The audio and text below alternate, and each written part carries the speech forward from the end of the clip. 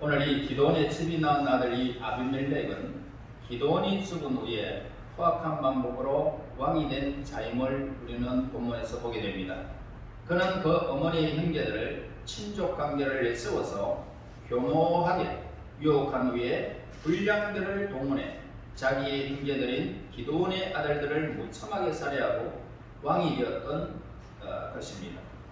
하나님의 이 공의로운 성품과 섭리를 믿는 사람들이라면 아비멜렉이 이렇게 야비한 방법으로 의붓 형제들을 살인하지 아니하고 다른 신사적 방법으로 정권을 잡았다 할지라도 그가 민족의 통치자가 된 자신에 대해서 공개할 것입니다.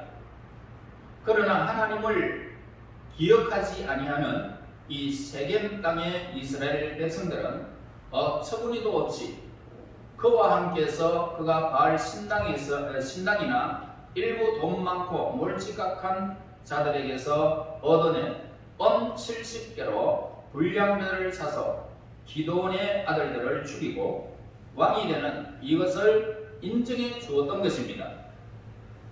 그리하여 대맹군을 쳐버리고 이기적이고도 또 잔악한 수단으로 이렇게 아비멜렉은 승리를 거둔 것처럼 보이지만 그의 승리는 완전한 것이 아니었던 것을 보게 됩니다. 그는 양심도 인정도 없는 강팍한 마음과 어만불순한 자만심에 가득 차서 순전히 자신의 이익만을 위해서 사람들의 마음을 교묘하게 이용하여 잔인한 폭력으로 순간적으로 왕이 된 사람이었습니다.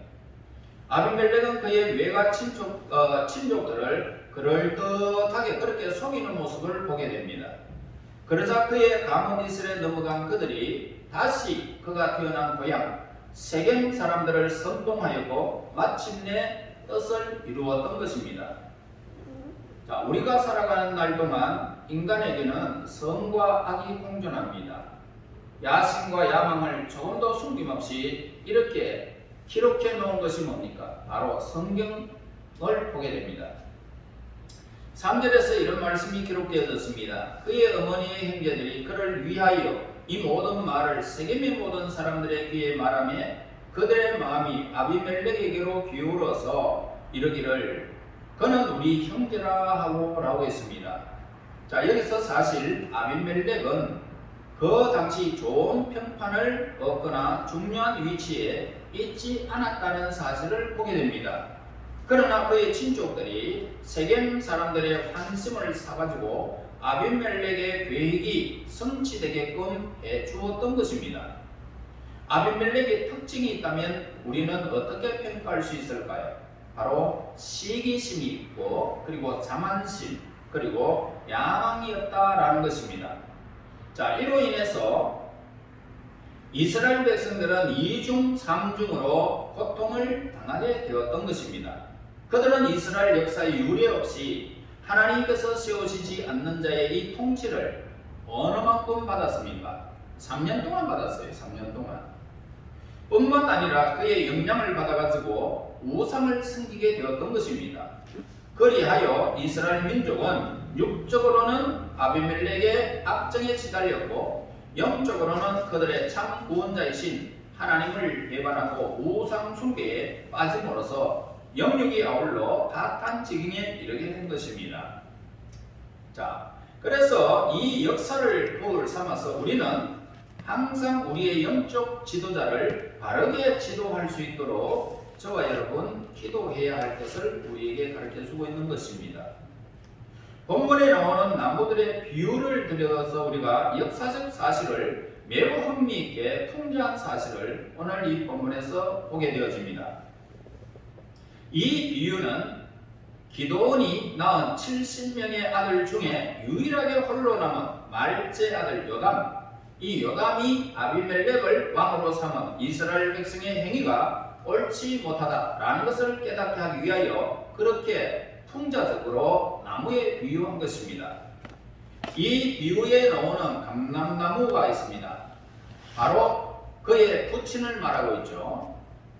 그리고 모가나무는 어떻습니까? 모가나무는 그의 형제 69명의 형제들을 가리키고 있습니다. 그리고 포도나무는 요담 자신을 암시하고 있다는 것입니다. 자, 이 세 나무는 모두가 왕이 되려고 하지 않았다는 사실을 보게 됩니다. 그러나 잔인한 아비멜렉 즉 가시나무는 왕이 되려는 권유를 통치할 것을 보였고, 자신을 따르지 아니하면 모두가 가시나무에서 불이 나와서 그들을 삼켜버리겠다, 그렇게 말을 하고 있습니다.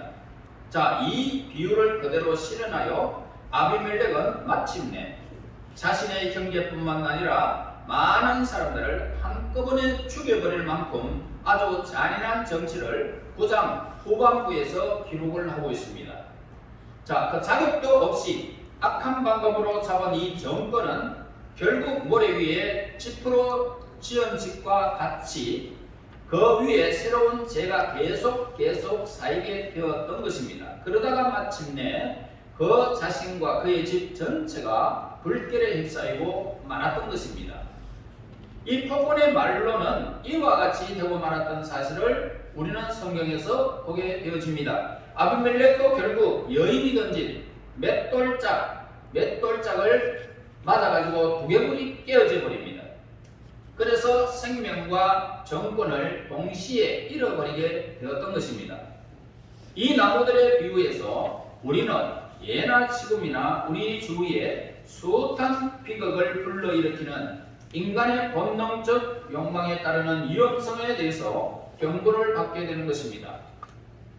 본문에 나오는 이 비유를 보면 부유를 우리가 자세히 살펴보게 된다면 감람나무는 그 열매가 없어서는 안 되는 귀중하게 여길 만한 나무인 것입니다. 그런데 왕이 될 생각을 전혀 하지 않았다는 점에서 기도원을 언어적으로 그렇게 묘사한 것입니다.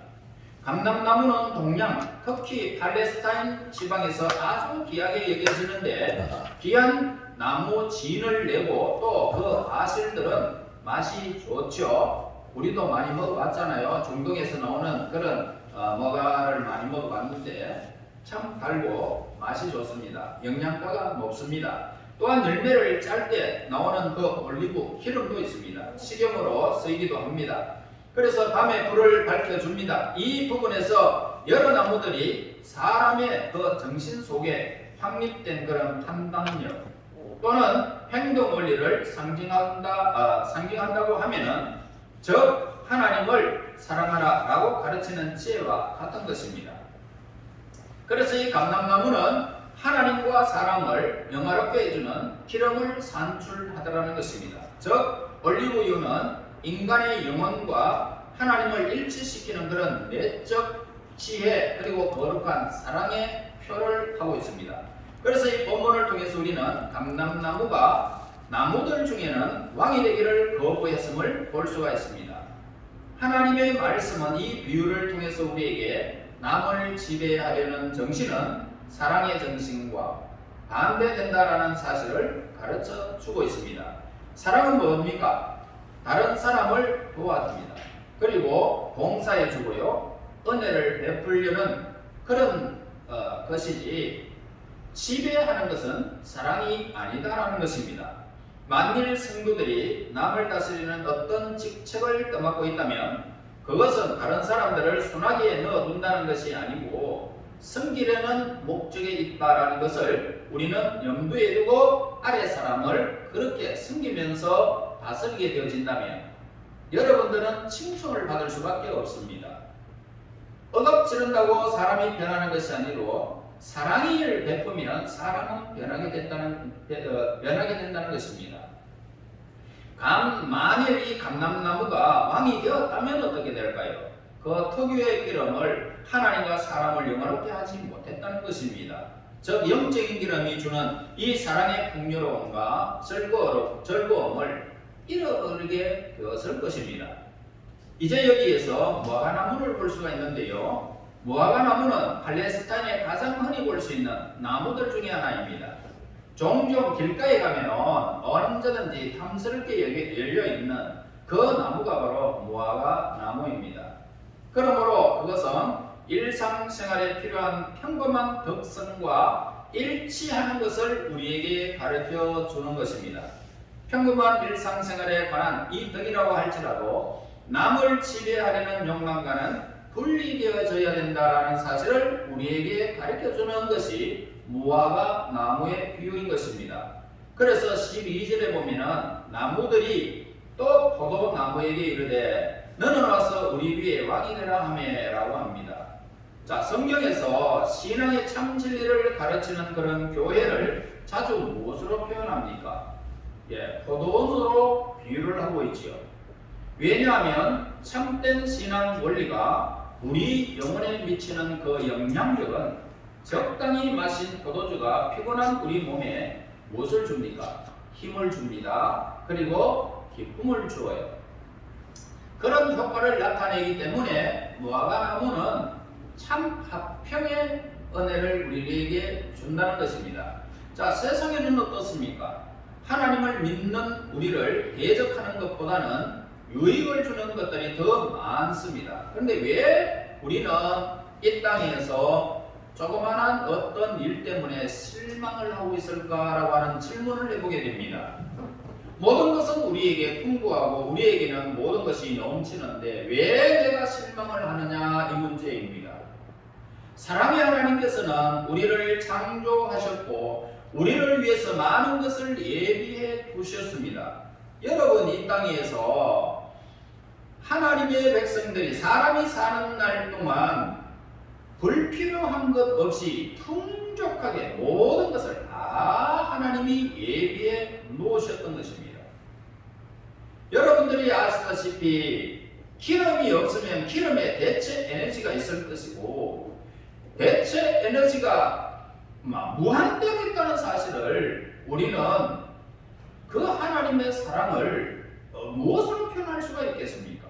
그러므로 하나님은 예수님 우리에게 말씀했죠. 무엇을 먹을까? 무엇을 입을까? 무엇을 마실까? 걱정하지 말라고 했습니다.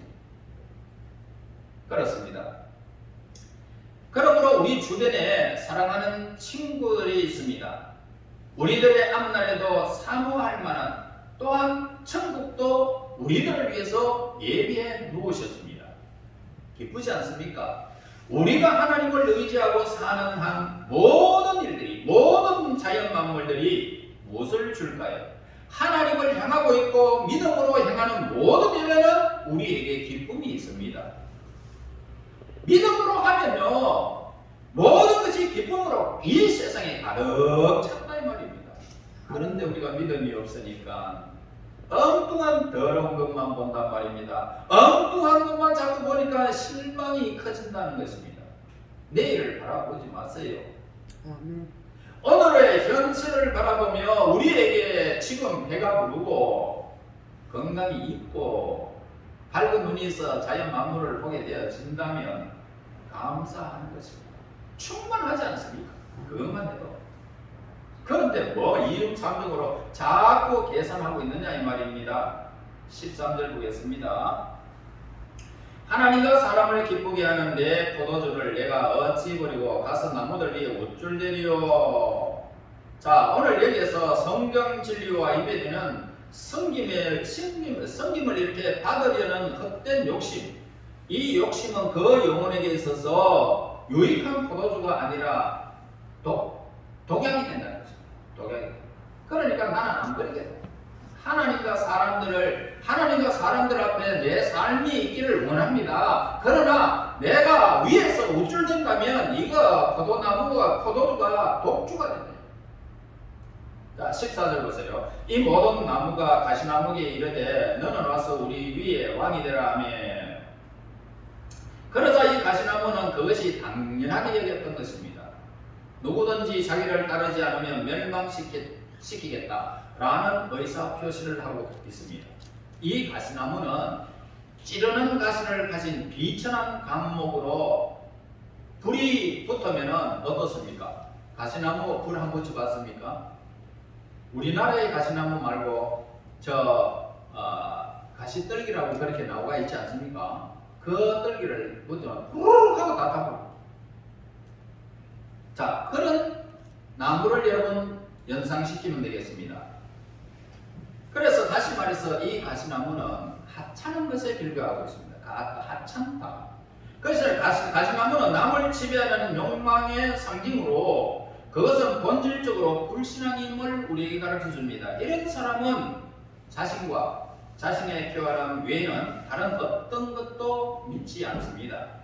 그는 자신에게 세속적으로 유익을 줄 수 있는 것이라면 무엇이든지 찬성하는 반면에 그에게 손해를 끼치게 될 만한 것은 무조건 하고 반대하는 그런 유형의 악에 속한 사람들을 비유하는 것입니다. 그리고 15절 보세요. 가시나무가 나무들에게 이르되 만일 너희가 참으로 내게 기름을 부어 너희 위에 왕으로 삼게 끊어와서 내 그늘에 피하라. 그리하지 아니하면 불이 가시나무에서 나와서 레바논의 백향목을 사를 것이니라. 여러분, 이 얼마나 터무니없는 말입니까? 가시나무에 비유되는 아비멜렉은 하나님의 말씀이라 할지라도 그것이 자기에게 유익을 줄 때에 한해서만 받아들이려고 했던 것입니다. 그는 바로 무인격으로 매사를 자신의 야망을 채우는 도구로 삼겠다는 것입니다. 이와 같이 야심만만한 정치인들을 신앙을 하나의 정치적 도구로 삼는 무리들을 가리키고 있는 것입니다. 여러분, 야심에 사로잡히는 것은 나무들 각자의 특유한 장점들을 버리는 것이 되는 이 잘못된 그런 일들을 우리에게 지적하고 있습니다. 즉, 야심은 뭡니까? 야심은 감람나무에서 올리브 기름을, 무화과나무에서 그 열매를 우리는 그리고 뭡니까? 또 포도나무에서는 포도주를 빼앗아가게 된다는 것입니다. 그래서 이 나무들의 비유에서 우리는 아주 고귀한 교훈을 받게 되죠. 우리는 천국이 겸손한 자의 집입니다. 신앙은 교만과 공존할 수 없다는 사실을 종종 잊어버리고 있다는 것입니다. 우리의 인격, 우리의 덕성, 그런 신앙은 이기적인 목적에 이용당하는 순간 어떻습니까? 그 고귀한 향기를 잃어버리고 그 다음에는 타락해버리는 거죠. 즉, 사랑은 아첨으로, 덕은 위선으로 변하는 것입니다. 신앙은 어떻게 됩니까? 교회 다니는다고 그렇게 직분받은 사람들이 속임수를 쓰는 전략으로 가시나무같이 변해버리는 것입니다. 이기심으로 변한다는 것입니다. 즉, 우리 예수님은 당시에 가장 비천하게 여기는 사형털, 십자가의 온갖 수치를 다 당하셨지만 지금은 가장 높으신 하나님 우편 보좌에 계신 예수님을 우리는 생각해 볼 수가 있습니다. 마태복음 18장 1절에서 4절에서 말씀합니다. 그때에 제자들이 예수께 나와 이르되 천국에서는 누가 크니까?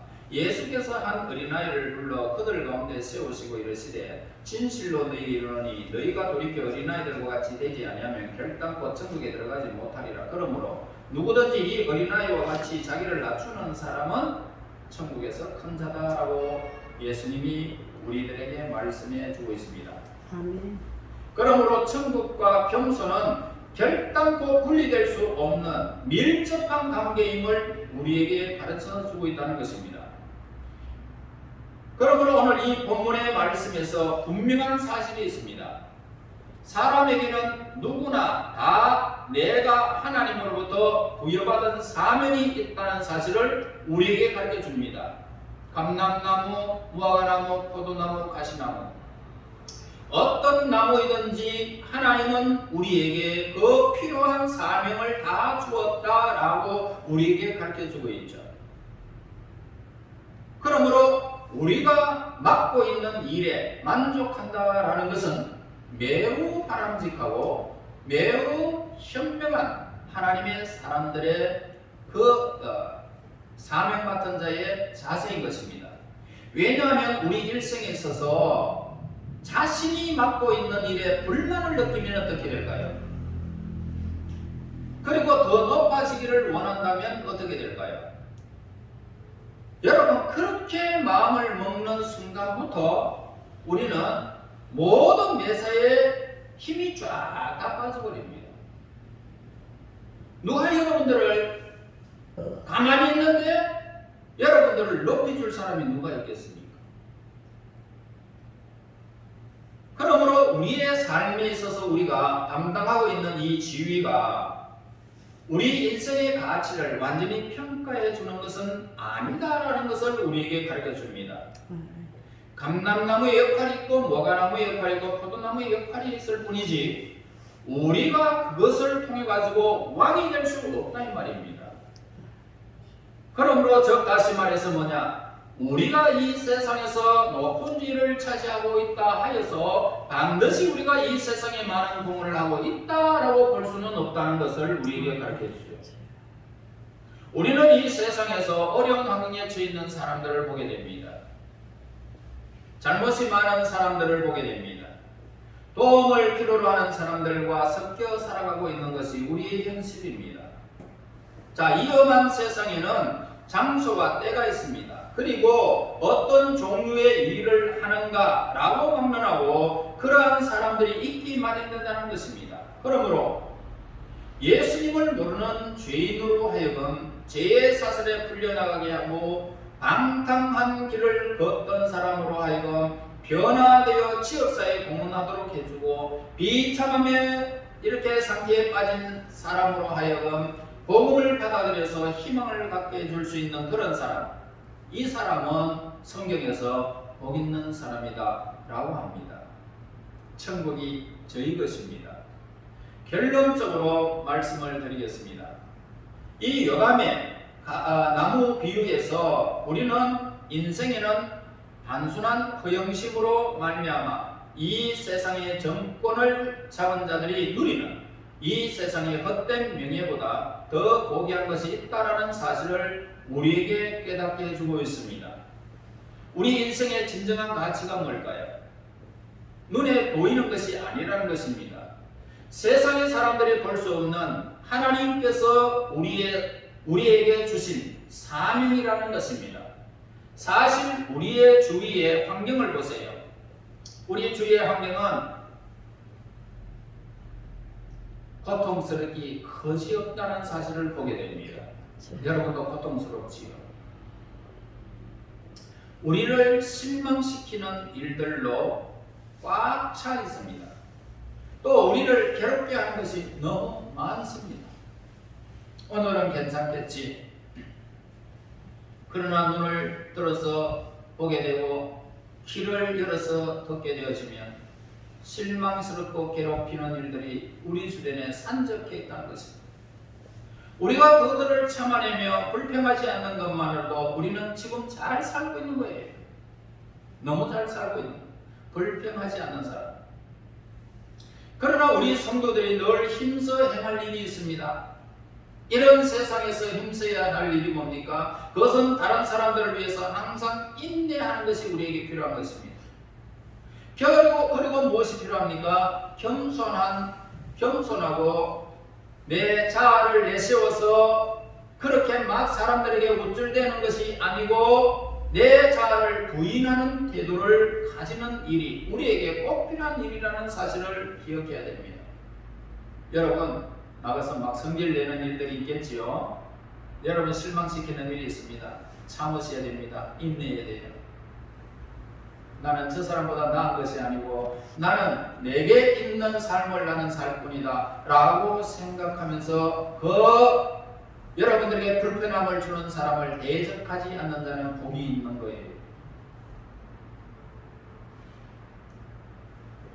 그러므로 오늘 우리는 너무나 삭막한 환경이라 우리가 어떻게 대처할 도저히 알 수 없는 최악의 경우를 당한다 할지라도 거기에는 언제나 우리가 깨달아야 할 의무가 있다는 사실을 늘 염두에 두고 하나님을 바라며 신앙의 길을 걸어가야 할 것입니다. 그것을 통해서 다른 사람의 인생을 더욱 아름답고 친절하게 사랑의 봉사의 일을 하는 것을 하나님은 우리에게 요구하는 것입니다. 우리는 이 땅의 삶을 살아가는 것이 모두가 헛되다는 것을 알아야 됩니다. 하나님을 향하여 하나님과 이웃을 향한 이 일만 우리에게 남게 될 것입니다. 그러므로 헛된 명예보다는 실속 있는 가치를 추구하는 자신뿐만 아니라 다른 사람들도 돌아보는, 나만을 생각하지 아니하고 다른 사람도 돌아보는 차원 높은 헌신의 삶, 감람나무, 무화과나무, 포도나무와 같은 자기 역할을 충실히 감당하여 그 열매로 하나님과 사람을 기쁘시게 하는 하나님의 사람이 될지언정 가시나무가 되어서는 안 된다는 사실을 우리에게 가르쳐주는 것입니다. 겸손하여 인내하면서 하나님의 나라가 여러분들에게 임하게 될 것이고, 여러분들은 하나님께서 복 있는 자로 세워가게 될 것입니다. 복 있는 사람들이여 감람나무가 되시고 무화과나무가 되시고 포도나무가 되셔서 하나님과 사람 앞에 기준이 여김을 받는 복된 생애가 되시기를 예수님 이름으로 축원합니다. 하나님 은혜 감사합니다. 우리 하나님의 선하신 것 안에 오늘도 말씀의 귀한 교훈을 주신 하나님께 영광을 돌립니다. 감람나무와 무화과나무와 포도나무의 열매를 통하여 하나님과 사람을 기쁘시게 하는 믿음의 사람이 될지언정 세상에 휩싸여 수많은 사람들을 살라버리는 가시나무가 되지 않도록 인도하여 주시고, 우리 주님 예수님 만나는 영광의 날 그날까지 칭찬받는 무리에 속하여 복 있는 자의 삶이 지속될 수 있도록 인도하여 주시옵소서. 예수님 이름으로 기도하옵나이다. 아멘.